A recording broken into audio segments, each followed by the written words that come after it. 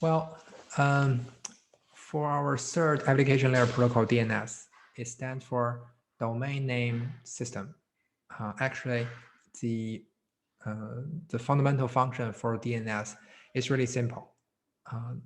Well, it's targeted at translate the host name to a IP address.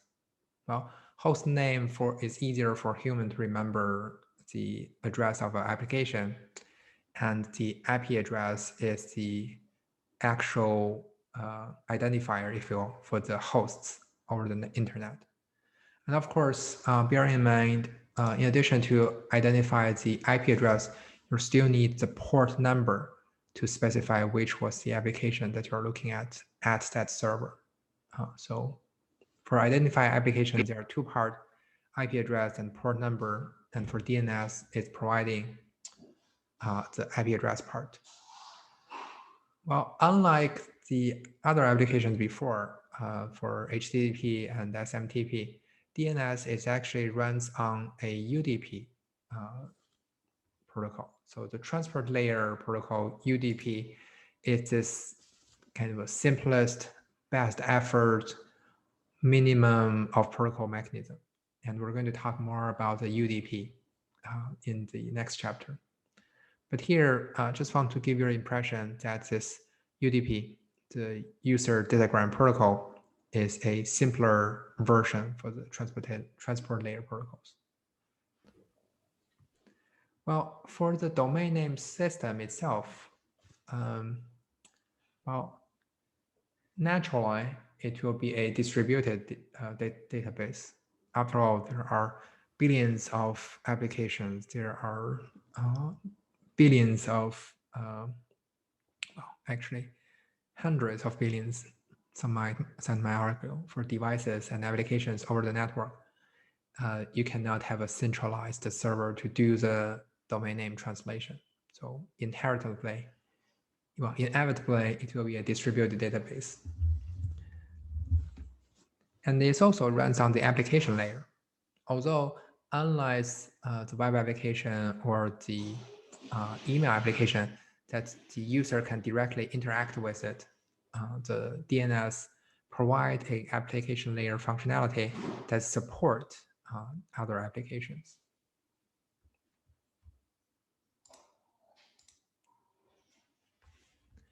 Well, as I mentioned, the basic function for DNS is really just to map the host name, which looks like www.csusb.edu, and translate them into IP address. Well, we can actually try this.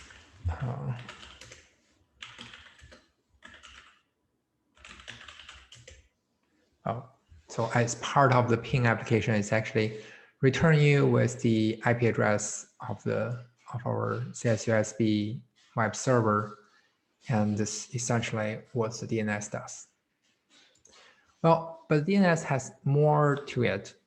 Specifically, just for this domain name or host name to IP address translation, there are quite some functionalities need to be covered.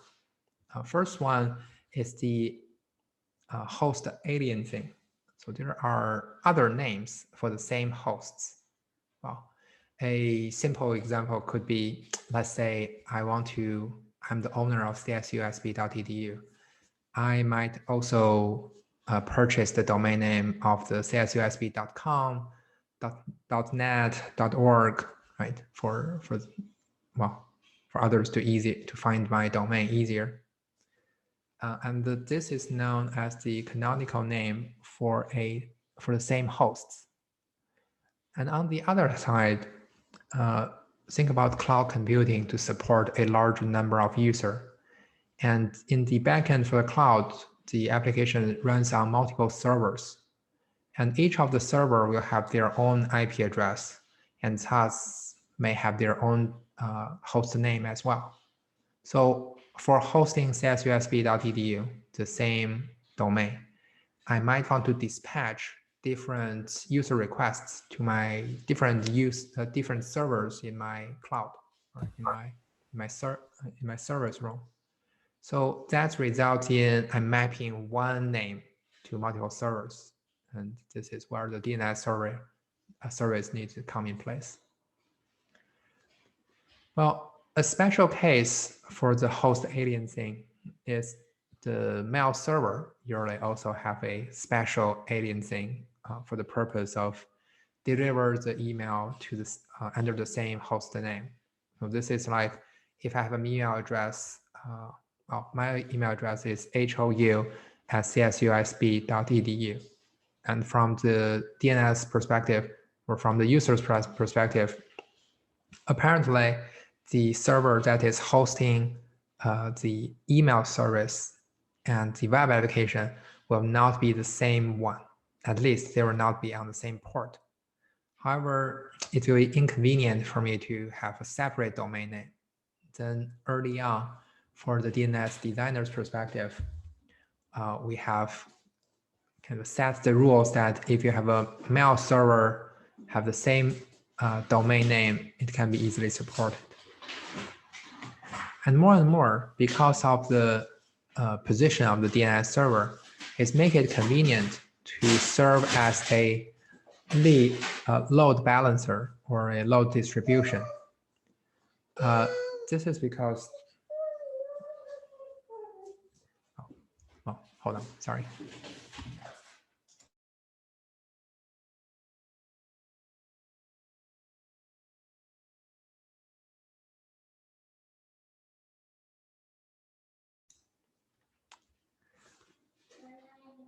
Right. So a more interesting or kind of a more advanced feature for DNS servers is for load balancing, or as I put it here, the load distribution. You might have multiple servers that serve the same purpose to build its capacity. And how can you equally distribute the traffic to different servers? Bear in mind that your server might also in a geologically different locations.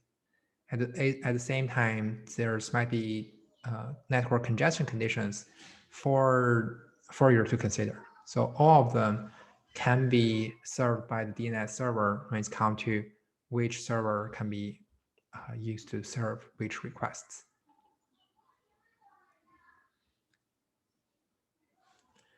Well, given the functionality of DNS and given this large user and the complex network, I guess it's pretty obvious that why we don't want to centralize the DNS. And then here, we mentioned a few of the obvious reasons, like there's might be a single point of failure. If you only have one DNS, when it failed, others cannot access your content. There's a traffic volume issues. You don't want to have everybody come to the bottleneck the bottleneck links towards your DNS. And for the database itself, it's a distant centralized database. Well, after all, we'll think about what this translation does. It's really just to mapping the name and the value pairs. Name being your host name and the value being the IP address. So distributed database will meet the need. And of course, there's also maintenance issues when it comes to supporting so much or so many applications.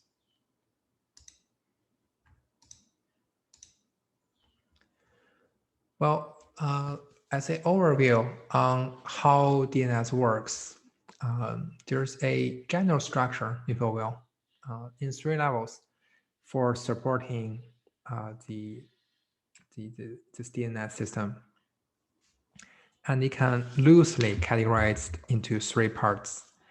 On the top level, this is the root DNS.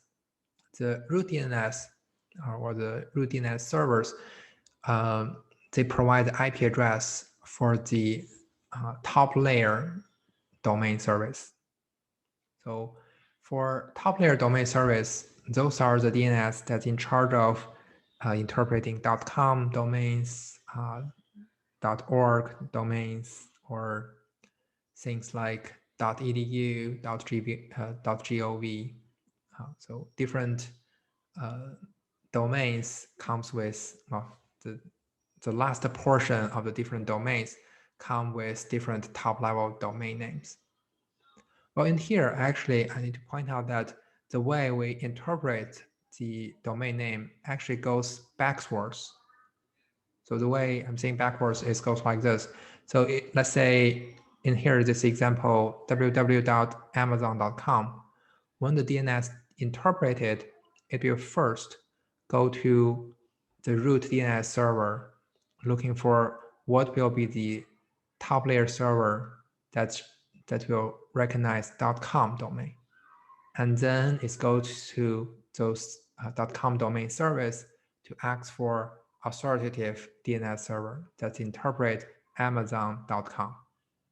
And once it's reached this authoritative DNS server, which is this guy here, it will look for the application in here, www, is referring to the web application. So overall, the way the DNS or the host name being interpreted is doing this backwards. And for some of you, that is, well, have experience in programming in Java. So when you're creating a library, creating a class, and when you separate them using this dot notations, you probably realize that the folder the compiler created is also using this backwards naming function. So if this is being put on a Java folder, so you have a .com folder contains Amazon, contains www. Well, and again, so looking at this, there you can make some interesting observations regards to where the website belongs and how the host address are being interpreted. I'll take our, let me see if I can find something here. Right. So take our MyCoyote web application, for example. Well, this part is the host name that will be translated by the DNS. And this part is the path name for different. So once you reach the hosts, this will be referring to the paths that reside on that hosts. And you can sync this as different folders as well. So where focus is here. And you're looking at my.csusb.edu. This means this MyCoyote web page is hosted by the CSUSB authoritative domain server, and the application is my. And if you're looking for Blackboard, so the domain name parts, it's actually hosted by the blackboard.com, and it's the application belongs to CSUSB. So from this structure, you can view that the blackboard.com will host probably multiple websites or applications for different universities, and CSUSB is just one of them. If you're interested, you can actually try this. So Blackboard, this is our old domain name. And in here, our DNS will redirect. Well, this one will still work, but it will redirect us to the Blackboard website, because after all, this is not hosted on our campus, but rather hosted by this outsourced company. Oh, see, it's redirecting to the, not directly to the Blackboard, probably because login issues, but it's redirected to the MyCoyote web page. All right, so let's come back to our discussion for DNS. There are conceptually 3 levels. The root level, looking for what will be the last portion, so the last dot section. And for each of this last dot section, it's either .com, .org, .edu, and can be countries as well, like .cn for China, .ca for Canada. Well, and with each of these top level domains, so interpreting the last portion, they knows the authoritative DNS server, which is the third layer here. So for authoritative DNS server, those are organizations or cloud service providers can provide public accessible DNS record that names the application to the service that they're hosting. So for all the applications hosted by Amazon.com, Amazon have their own authoritative DNS server. Well, for csusb.edu, we also have our own authoritative DNS server.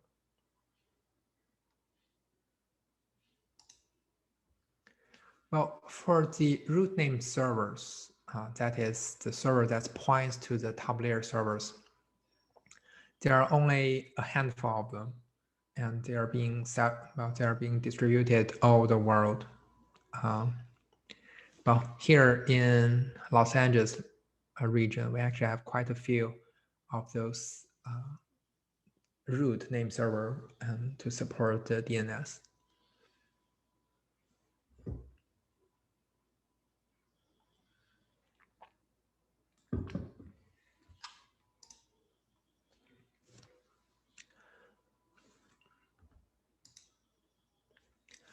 Well, we actually already mentioned what are the top layer domain servers that's responsible for the last dot section.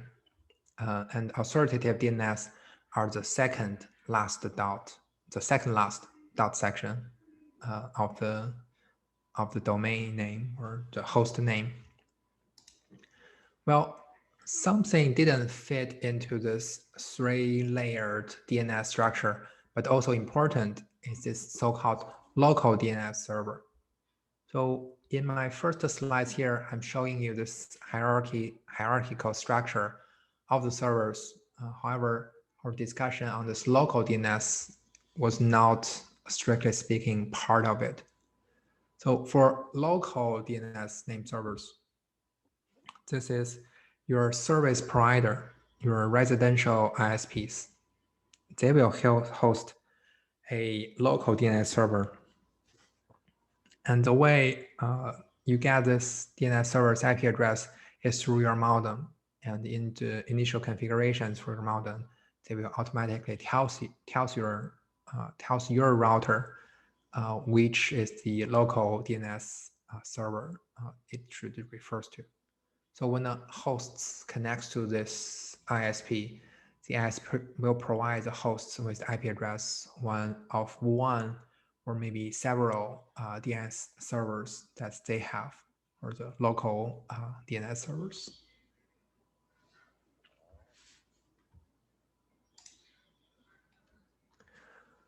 Well, the DNS name resolution process can be fairly complex, but it all boils down into the two simplest scenarios. So in here, we're going to talk about the iterative process and also the recursive process.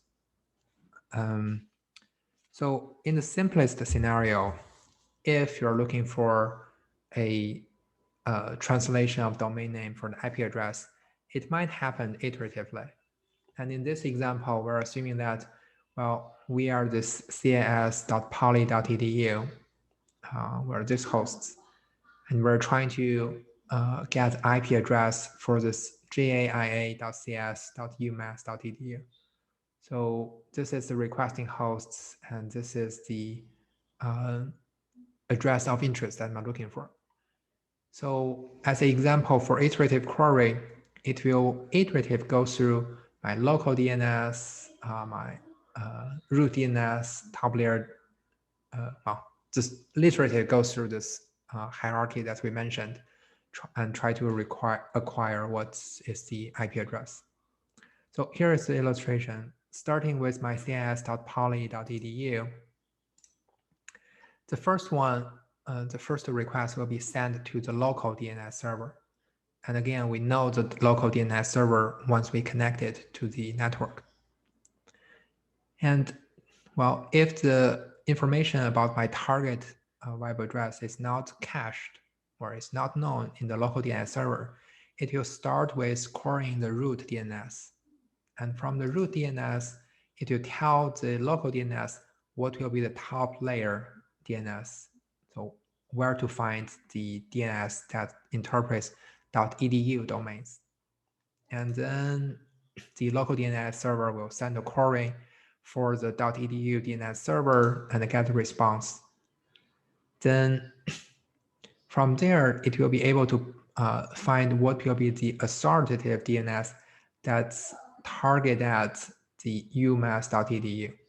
So in here, the first step, interpreting the .edu ones, and the, pardon me. So in this first step, it tells you where to find the .edu servers, which is the top level domain server. And from the top level domain server, it will tell you where to find the authoritative DNS server.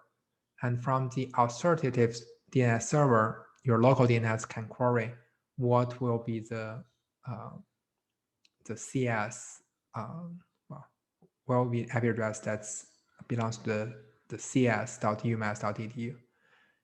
And that will kind of tells you the exact IP address for the final host that you're looking for.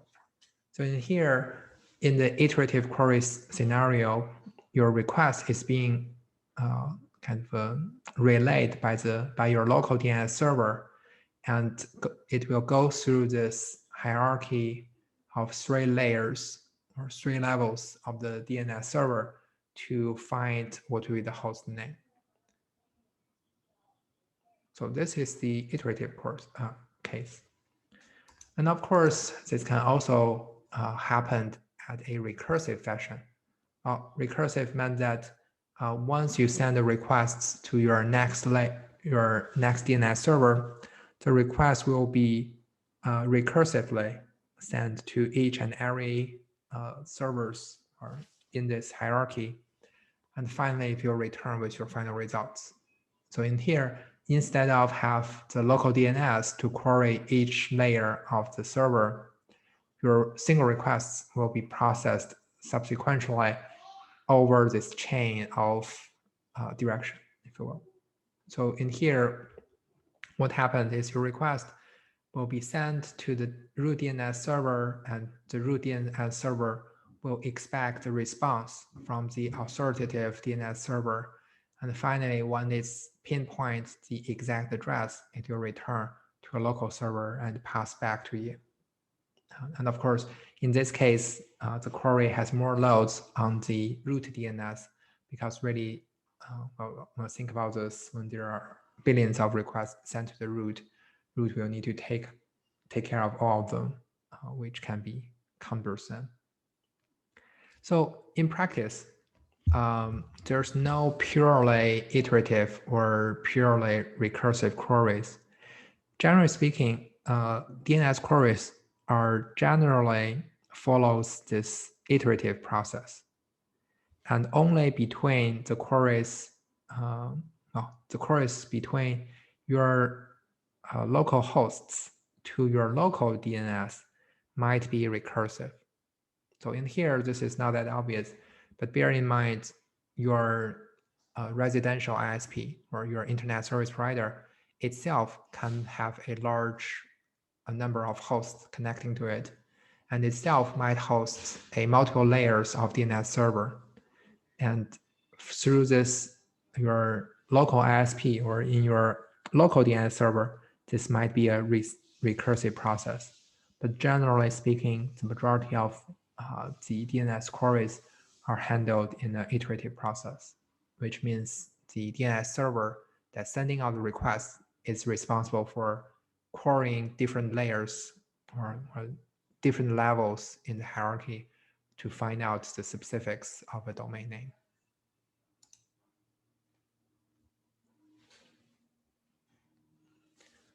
Well, querying for DNS is such a common functionality, and it makes sense that once the name server learns the mapping, it will create a cache for itself. Well, and then next time, let's say this is a popular website and being requested with multiple users in the network, then the DNS server don't have to go through this iterative process to asking different levels of the DNS servers, but just using the cached value will be suffice. Well, to support cache, there are additional information need to be added, which is the TTL information, so time to live. The reason for us to have a TTL is that the DNS, the translation might change over time. So you need to have some kind of a mechanism for the old information to become invalid. And the straightforward approach will be by introducing this TTL, or time to live. So after a certain period of time, then if no updates are being provided, this entry of domain to IP translation will be removed. Well, the mechanism itself are being proposed, or there's a standard for it, and you can look into RFC 2136 for more details. Well, let's take a look on what the format for DNS records will look like. So in its simplest format, each of the DNS records is essentially one row in a table. And in this row, it has 4 fields. And those 4 fields are name value. So these are the name value pair for the translation, followed by a type to indicate what kind of name value information this is, and followed by this TTL, time to live, that is used for update and caching purposes.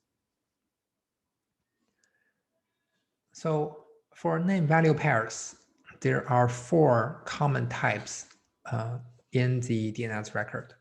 The first one, or the type A, is really the name value pair. So the name will be the host name, and the value will be the IP address. And the other type is NS. So NS, in the name field, the NS will be a domain name, and the value will be the authoritative name for the server of that domain. To recall, in our iterative querying process, there are times that you cannot directly get the name, the IP address of the server of interest, but rather only get the name for its authoritative DNS server. So the last 2 fields, or the last 1 field. And NS record indicates that this is not a direct translation between hostname and IP address, but rather a host name between the authoritative name server for that host.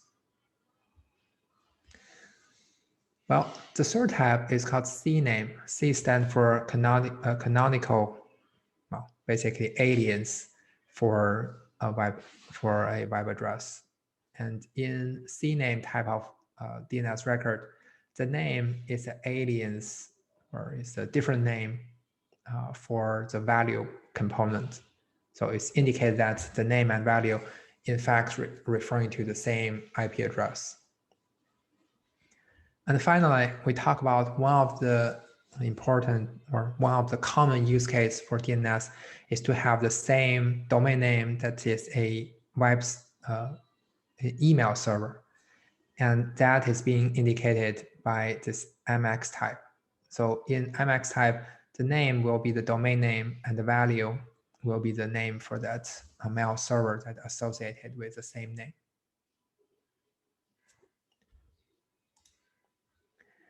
Well, in this slide, we're going to look at the message for the DNS. Now, if you recall, application layer protocols talks about what kind of message you have and what will be the format and syntax of the message. So for DNS application, both query and reply of a DNS requests are actually using the same message format. And this is as shown here. So for the difference between if you're sending a query or you are sending a reply, it will be indicated by a flag in this flag fields. So there's 1 bit to indicate whether or not this is a query or it's a reply. Well, and let's take a look on what we have in this message format. So for a DNS message, you start with a identification, which has 2 bytes, that is 16 bits, such that the sender receiver can identify which query this is about, or who sent this DNS query. And the second component is flag, and there are a few of the flags have been listed here. Apparently, one flag is required, or 1 bit is required for indicating whether this is a DNS query or a DNS reply. And the rest of them are some configuration fields. You can indicate whether this is a recursive query, or if you're a DNS server, you can indicate whether or not you will support a recursive survey. And this also have a indication for whether this is a reply from the authoritative DNS. After the identification field, which essentially is a number, followed by the flags, the other 4 fields indicates the length of the message. You will have a field for the number of questions, number of answers in terms of the records, and then the number of authority records and the additional records. And the rest of them are just, the rest of the message is just structures as indicated by the number fields. So in here, well, starting with the questions for requesting the translation, followed with the answers, and then it's the authority records, which will return the records for authoritative servers, and finally with some additional information.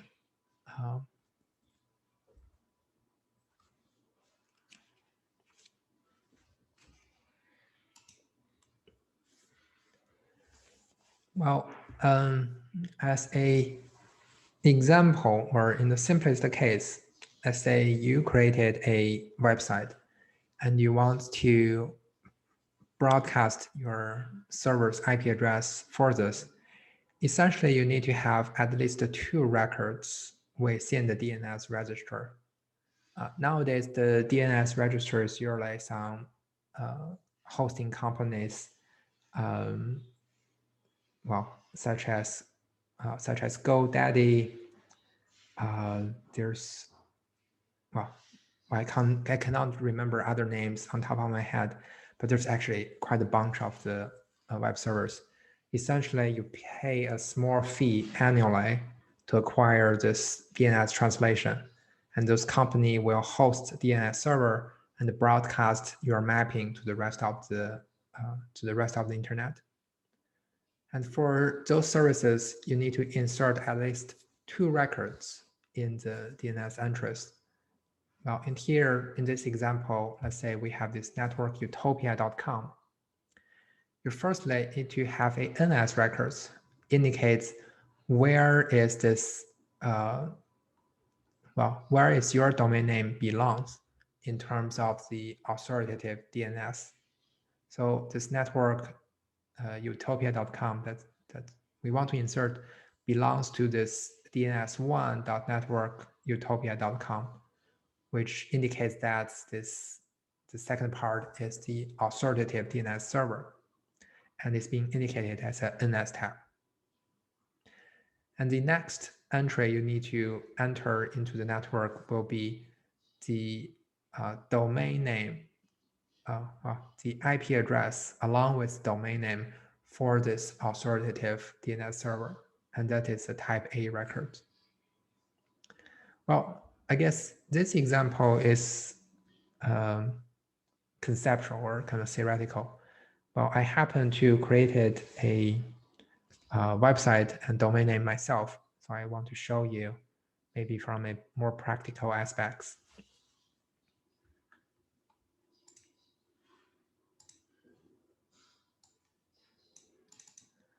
So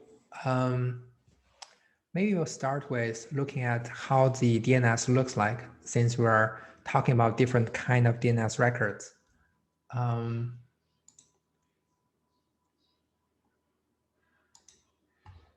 So GoDaddy is one of those DNS providers that allows you to register for a domain name. And for my domain name, I have this foxberry.com. And you can see how this DNS records looks like.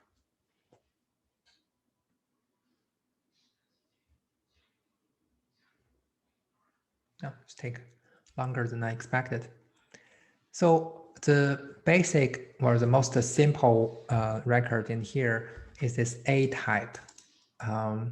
Specifically, this A type of records indicates how to translate my domain name to the authoritative DNS.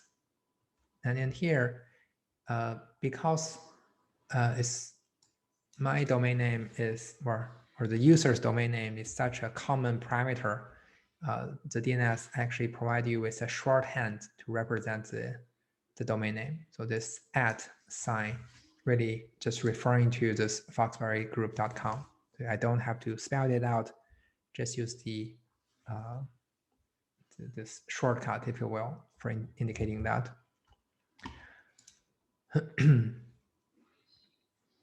Well, for my domain name, it might be interesting for you to note that the www, my web application, is actually being hosted by the DNS from Google. This record for my web application indicated that it's being hosted by this authoritative DNS server. And these two records are some default records provided by this GoDaddy web service. For all my domain names starting with foxberrygroup.com, it will be to a default value from the server itself. That's why this is parked. This means it's some default value configured by the service provider. And the other one is kind of interesting. So if you go to photos.foxberrygroup.com, it will be redirected to this address. And this is a service provided by the GoDaddy network. So again, something I don't use, and this comes in default. And you can see here, this one together with this A type record together with this CNAME record is the most basic records that I have to broadcast my web page essentially to the rest of the network. And in my case, although we're not strictly following the syntax that we introduced in the slides, but you can see that they're kind of similar structure. We have a type, name value pair, and you can configure the time to live or how long you want to update it. And 1 hour is usually the default ones. Well, you might be curious. So how come my website comes with so many entries just for this website? Well, a few of them are redundant. For example, these two NS records are the authoritative DNS that's provided by the GoDaddy web servers. So these two, one is primary DNS when it comes to all the domains hosted by the GoDaddy.com, and the other is a backup. So because my website is hosted on Google, these two essentially are not being used. But if you want to try some other applications, let's say I don't have this. So I'm requesting this APP, which is fictional, doesn't exist. And at foxberrygroup.com, it will send me to this error page because it's not being configured. And similarly, I'm not specifying what application I want, which comes with the default ones, it will be redirected to the GoDaddy website, which essentially these two entries has been triggered. But if you're looking for my website itself, you need to be specific looking for the web application, and this one will direct you to my website. Oh, and here again, the DNS is being interpreted backwards. Oh, we can actually also try this one.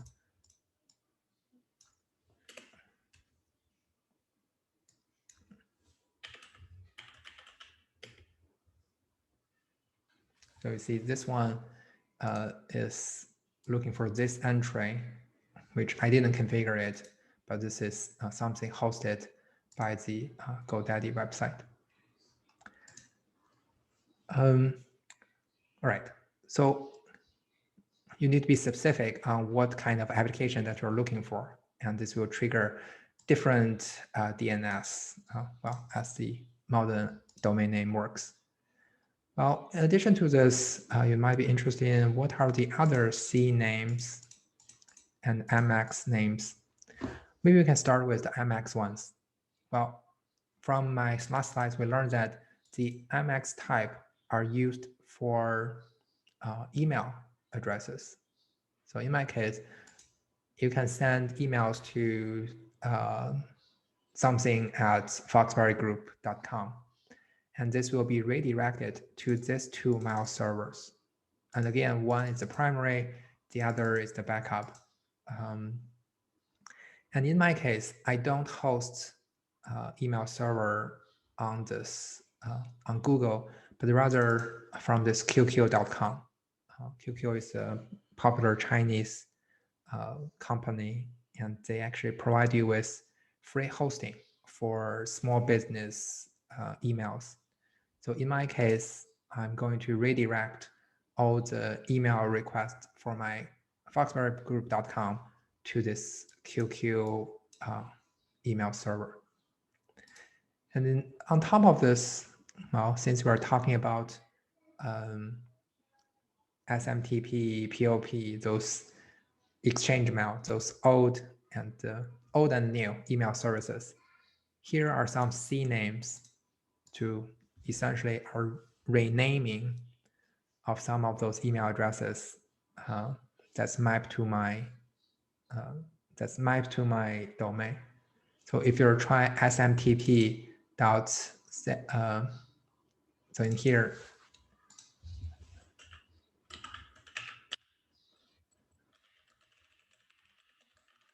not sure if this is going to work because it's not the you are not sending a SMTP request. Well, it says forbidden. But the way it's structured is that if you're trying to connect SMTP at foxberrygroup.com, or if you're looking for POP, mail, IMAP, they will all be redirected to the corresponding QQ.com mail servers. So in here, essentially, these are the canonical names for all the other email protocols that is being supported by my name server. So far, we kind of addressed the majority of what of my records comes here. And here you will see that I'm not just simply have two entries, one about my website, another with my authoritative DNS, but I rather have different entries for different applications that's being hosted under my domain. And from time to time, I might even have backups for my hosts. One of the things we mentioned is that in your DNS format, there might be some additional information. And in this last two entry, this TXT entries, are those additional informations. And what happens in these two entries is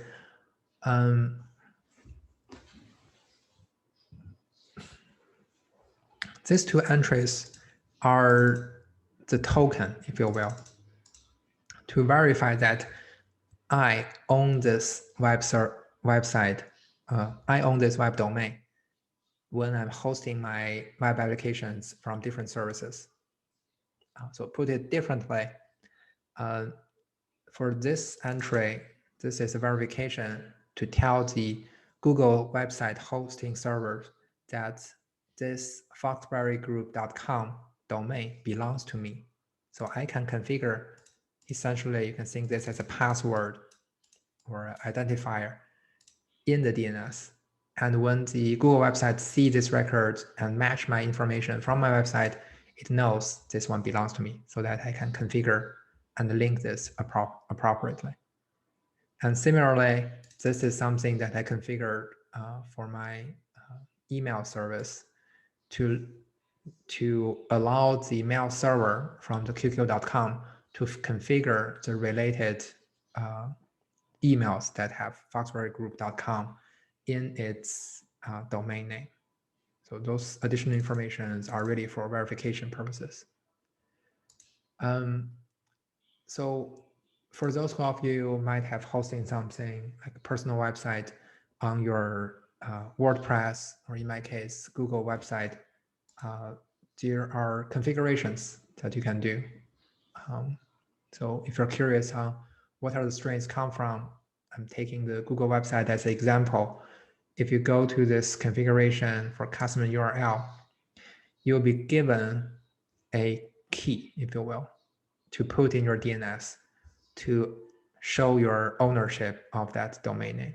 So let's say here, let's say if I'm trying to claim sasusb.edu,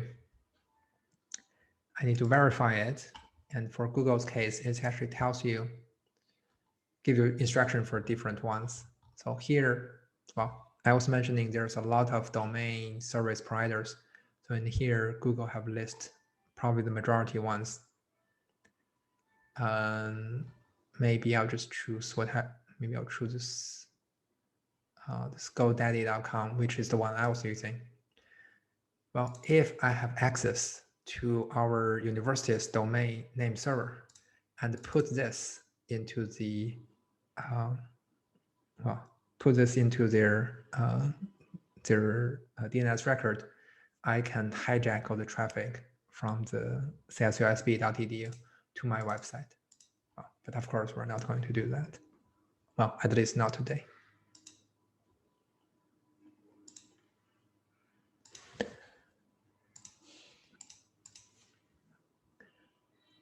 All right. So let's come back to our lecture. Now, hopefully, so what I've shown you so far give you a kind of idea on how the DNS records will look like.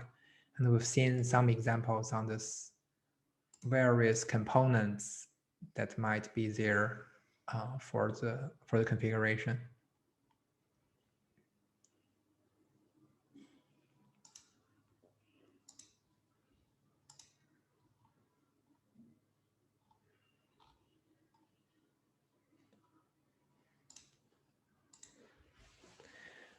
Well, coming back to our lecture, so far we're mainly focused on discussion on this client-server architecture when it comes to web applications.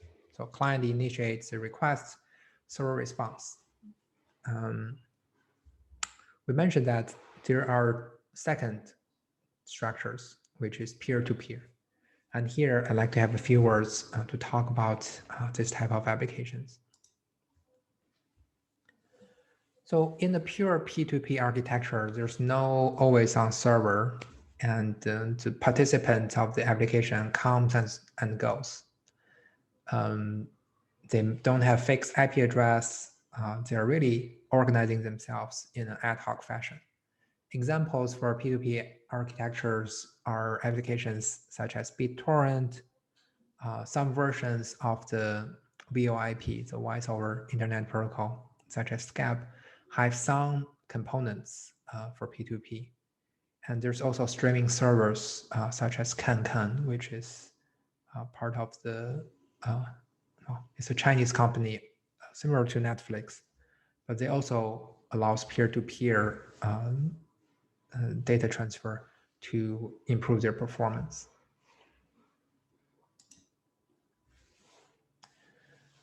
Well, the incentive for us to have a P2P application goes like this. Or the underlying question is, how much time it will take for distribute a file from one server to a number of peers. So in the client-server architecture, we can kind of have a rough estimation on this time. And we're going to show that indeed with a P2P architecture, because each of the clients also also work as servers. When it's come to file distribution, P2P can have significant advantage compared to the server client architecture. Well, in here, well, let me discuss about the performance issues between client server versus P2P. We're going to introduce some equations, formulas, if you will. So bear with me with the notations. And in fact, as engineers, we love our figures and equations. So you should kind of start to feel comfortable with using mathematic notations to express or try to justify your conclusions. So here is a simple example in our file transfer case. Well, in this example, we're going to assume that the upload rate for servers for each of the link will be this US. So U for upload, and we're assuming that their link capacity is US, S for server. And we also assume that the upload rate for each of the peer is UI, right? The upload for peer 1, upload for peer 2. So the subscript I indicates which peer, the ith peer for its download capacity. And at the same time, each of the peer also have an upload capacity of UI. So D for download, U for upload, the subscript for indicating which one is which. And then our interest for this question is we have a file with the size of F in uppercase. We're trying to distribute F to each and every users in this network. And apparently we'll need to distribute F times N, well, as N being the number of users. Then to answer our question about how long it will take for the client-server architecture to distribute this file, we can come up with this notation. Well, it's not really an equation, but you can think this as kind of a mathematical formula that describe what would happen in this worst case scenario. So if you're looking at each of the terms here, NF divided by US, this means that we have a total of NF, N number of the file, and we need to upload this or push this into the network using the link capacity US for the upload of the server. So this is one of the components. At the same time, for each of the users individually, for this one file that's trying to download, it will be determined by the minimum download rate between them. And overall, the time for distribute this I file to all the clients using the client server approach is bounded by the largest value between these two components. So let's pause here for a brief moment and kind of think it over, and hopefully this will make sense. We're interested in evaluating the distribution time, and this distribution time will be bounded, the smallest distribution will be bounded by the maximum value between these two components. And those two components are being, for n times the file being sent using this upload speed for the server, or the download speed for the slowest client. And lower bound is whichever these two values becomes larger. And the observation here would be, well, when you have a lot of users, then you will have a larger number of files to be downloaded. And when this NF increase, your upload capacity of the US becomes the limiting factor. Or from this equation, when you have a large number of users, the first term here will be the limiting factor. And again, it will be the joint consideration of how much files you need to send, and will be the downloads, the longest download time from your slowest user. So this is a kind of an equation for describing the client-server model.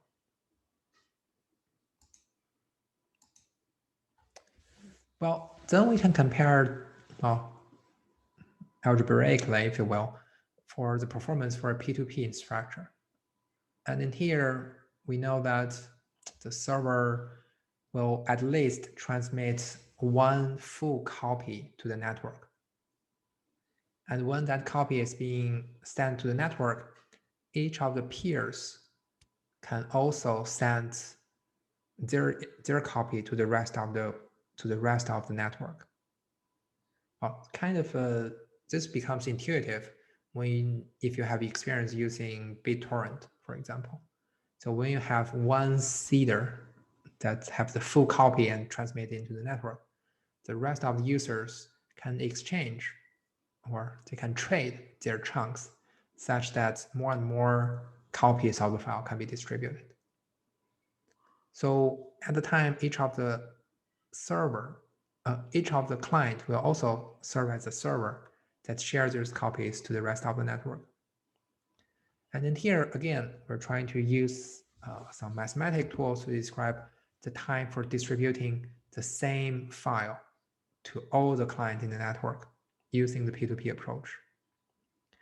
And again, this will be bounded by some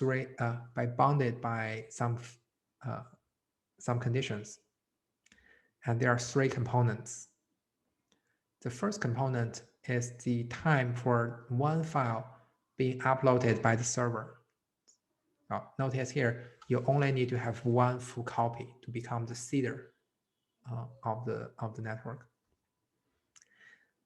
And the second component, this is something we've seen before, will be determined by the slowest client.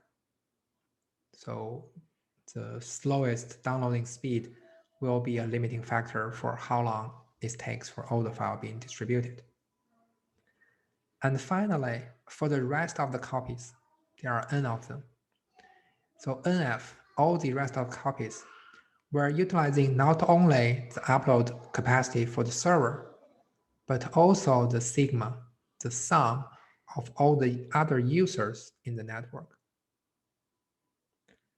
And if you putting them together, so the limiting factor for the minimum time for all the files to be distributed will be determined by the maximum value by the three components. How long it takes for one file to be sent by the server, how long it will take for the slowest user to download, and also how long to download all those files using the collective uploading capacity of the network. And then here we'll think about this when the number of files increase, when you have a large number of files, the upload capacity also increase, which can help to alleviate the burden for sending a large file. Well, to make this more intuitive, we have this kind of a fictional value for a use case and kind of giving you an intuition to compare these two architectures. So for the client-server architecture, in here, the x-axis is the number of files, the y-axis is the lower bound, the minimum distribution time, as we described from the two equations. I can see that as the number of file or number of user increase, the distribution time for client-server model increase linearly. Whereas in our P2P model, you have a logarithmic or exponential increase when it's come to the increasing of the participants. Well, obviously, for sending out a large file, the P2P architecture is more ideal. And this is also what we've seen, how the BitTorrent applications become popular in these days.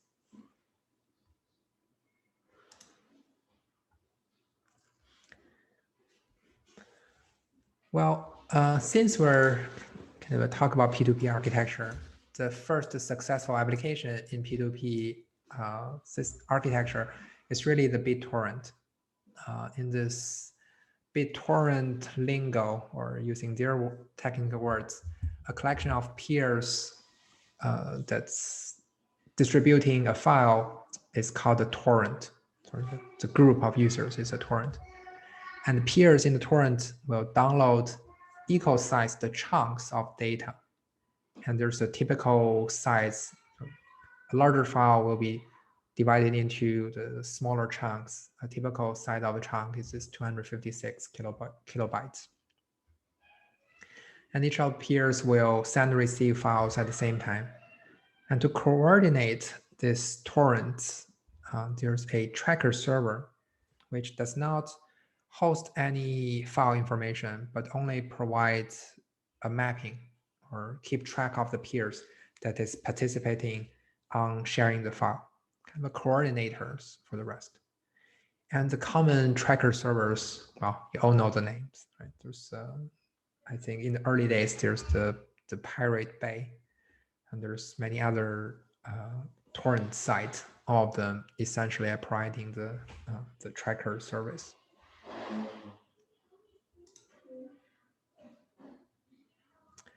So if there's a new user trying to download the file, Alice, let's assume, well, she will start with downloading a torrent file that identifies the tracker server.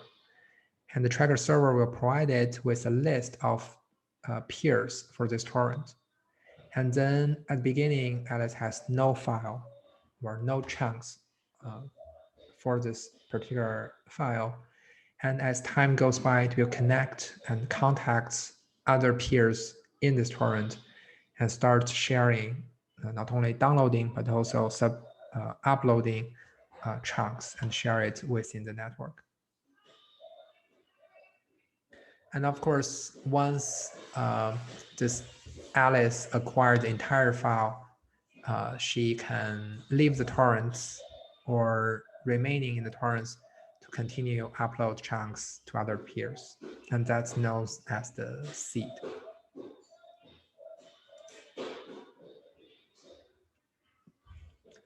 Well, there are some interesting details when you think about how the P2P system works.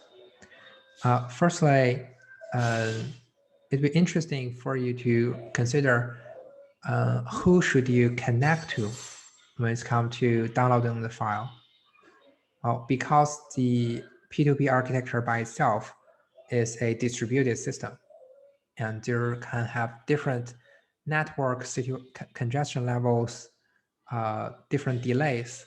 So the peer selection itself can be an interesting task. And also you will need a distribution or a data structure to support such service. That is this largely studied so-called distributed hash table that serves as a database that records, it records what are being distributed and what are the peers within the P2P system. And because of the dynamic of the system itself, people comes and people lives at all the time, how to maintain and how to effectively distribute this DHT or distributed hash table itself can be a challenging task.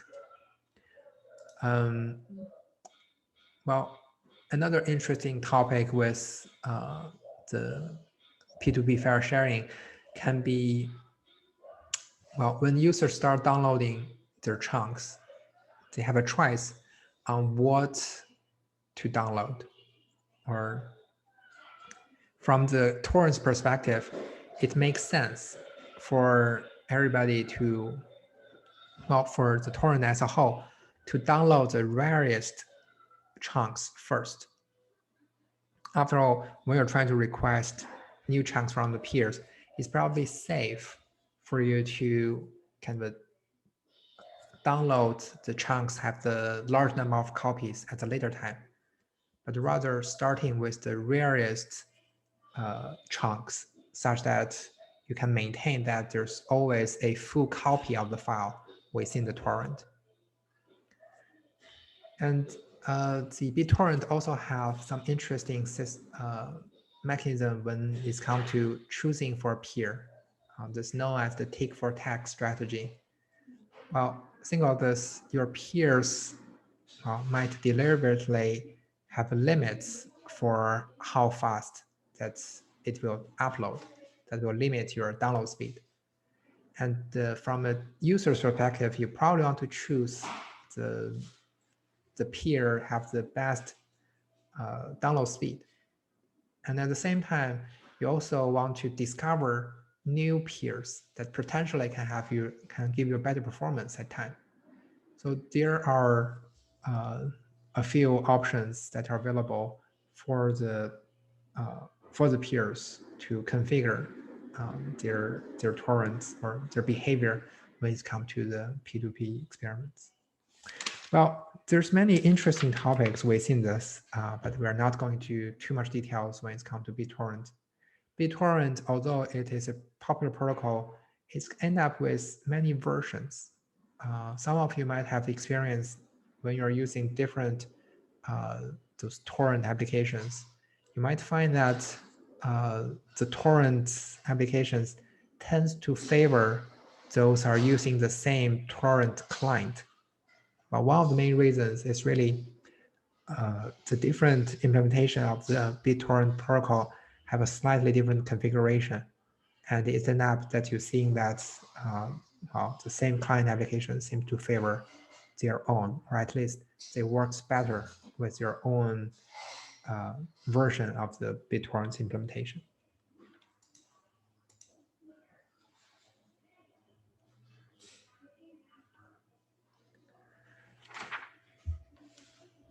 Well,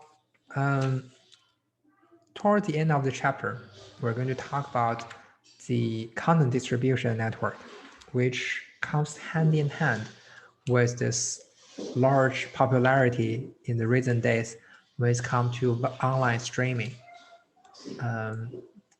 Well, in here, given the limited time we have, I'm just going to give an overview for this subsection, and we can spend a little bit more, maybe 5 or 10 minutes on Monday's class to go over the rest of this.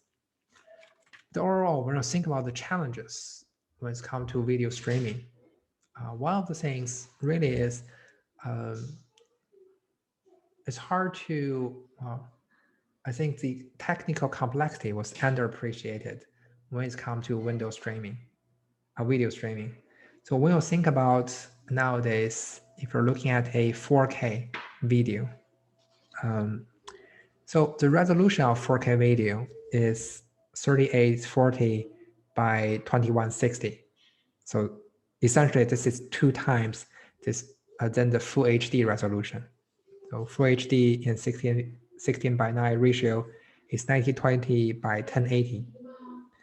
But if you're thinking about this 4K resolution, so it's about 3,000 pixels horizontally and 2,000 pixels vertically, you end up with over 8 million pixels for just one frame. And for each of the pixels, depends on the encoding you're using. So for each of the pixels, we usually use 32 bits to represent the color. So 32 bits multiplied by 8 million, this is only for a single frame for your 4K resolution image. And we know that, well, for a smooth movie, you're really looking at 20 to 30 frames per second. So what we're talking about, you're working with a few megabytes of image every second. And this is a significant component or a significant burden when it's come to transmit such huge amount of data. At the same time, you need to ensure the delay is within a reasonable range, such that there's no jitter or laggings in your video streaming. All right, well, let's pause here for today's lecture. If you're